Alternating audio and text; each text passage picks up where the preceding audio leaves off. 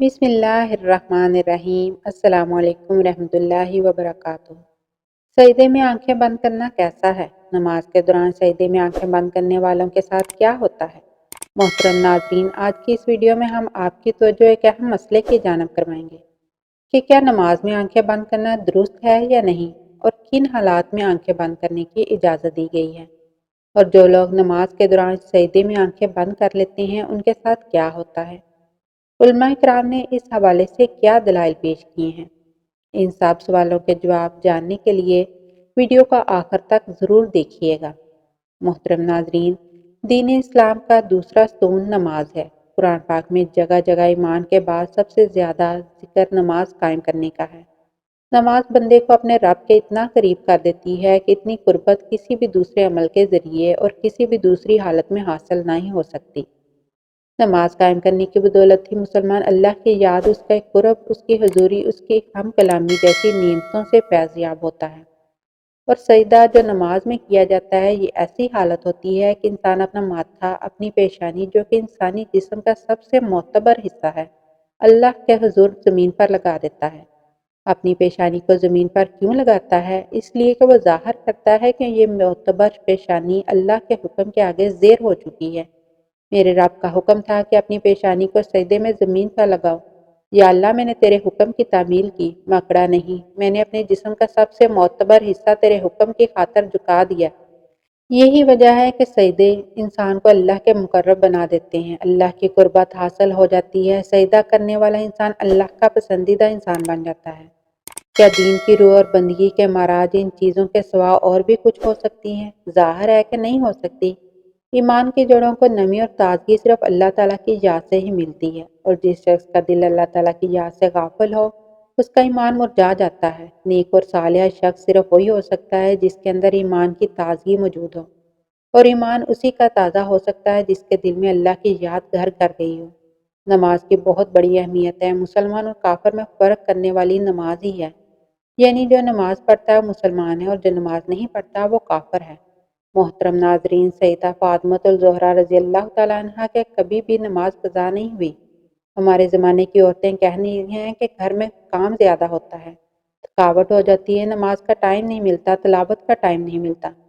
ایک مرتبہ رسول اللہ صلی اللہ علیہ وسلم اپنی بیٹی فاطمہ زہرا رضی اللہ تعالیٰ عنہ کے گھر تشریف لائے۔ فاطمہ رضی اللہ تعالیٰ عنہ نماز پڑھ رہی تھی۔ نماز کے لیے کھڑی ہونے لگی، درہم سے نیچے گر پڑی، پھر کھڑی ہونے لگی، پھر گر پڑی، پھر کھڑی ہوئی، پھر گر پڑی۔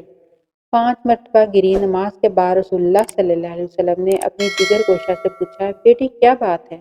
عرض کیا، یا رسول اللہ صلی اللہ علیہ وسلم، آپ کی بیٹی کا 5 دن سے فاقہ ہے۔ سیدہ فاطمہ رضی اللہ تعالیٰ عنہ جو جنت کی ساری عورتوں کی سردار ہے، ان کا یہ حال ہے۔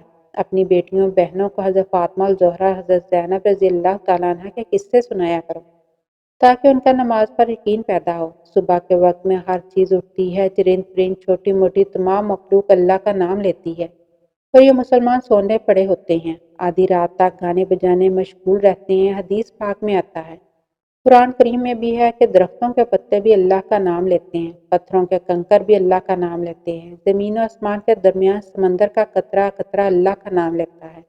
اللہ کے ذکر سے اور نماز جیسے عظیم کام سے صرف انسان ہی غافل ہے۔ ناظرین، ہم آپ کو نماز میں آنکھیں بند کرنے کے حوالے سے فقہ کی کیا رائے ہے وہ بھی بتائیں گے، لیکن اس سے پہلے ضروری ہے کہ رسول اللہ صلی اللہ علیہ وسلم کی نماز کیسی تھی، اس حوالے سے بات کی جائے، کیونکہ حدیث پاک کا مفہوم ہے کہ تم نماز ویسے ہی ادا کرو جیسے تم نے مجھے ادا کرتے ہوئے دیکھا۔ اللہ تعالیٰ کے محبوب بندوں میں انبیاء کرام علیہ السلام، صحابہ کرام علیہ السلام، اولیاء کرام رحمۃ اللہ علیہ، اللہ تعالیٰ نے انہیں اپنی رحمت خاص سے نوازا اور انہیں مقام ابدیت سے سرفراز کیا۔ ان محبوب ہستیوں کی نماز میں بے پناہ محبوبیت، خشوع اور خضوع تھا۔ رسول اللہ صلی اللہ علیہ وسلم اعلان نبوت سے پہلے بھی غار حرا میں کافی عرصہ عبادت الہی میں مصروف رہے، مگر جب آپ صلی اللہ علیہ وسلم نے اعلان نبوت فرمایا تو آپ صلی اللہ علیہ وسلم کو نماز کا حکم ملا، اور آپ صلی اللہ علیہ وسلم نے اس پر کاربند ہو گئے۔ ابتدا میں آپ صلی اللہ علیہ وسلم چھپ کر نماز ادا کرتے تھے۔ رسول اللہ صلی اللہ علیہ وسلم کی نماز مصلی ہے، آپ صلی اللہ علیہ وسلم کی نماز کامل تھی۔ آپ صلی اللہ علیہ وسلم نفلی نمازوں میں بھی خشیت الہی سے عشق بار ہو جاتے، اور اللہ تعالیٰ کی طرف اتنی لگن اور محبت سے متوجہ ہوتے کہ دنیا کے ہر خیال سے بے نیاز اور بارگاہ رب العزت کے بالکل قریب ہو جاتے۔ اللہ تعالیٰ کے حضور آپ جیسی کامل اور مقبول نماز نہ کوئی پڑھ سکا نہ کوئی پڑھ سکے گا۔ آپ تہجد پڑھا کرتے تھے اور شروع میں 1 سال تک آپ پر نماز تہجد فرض تھی۔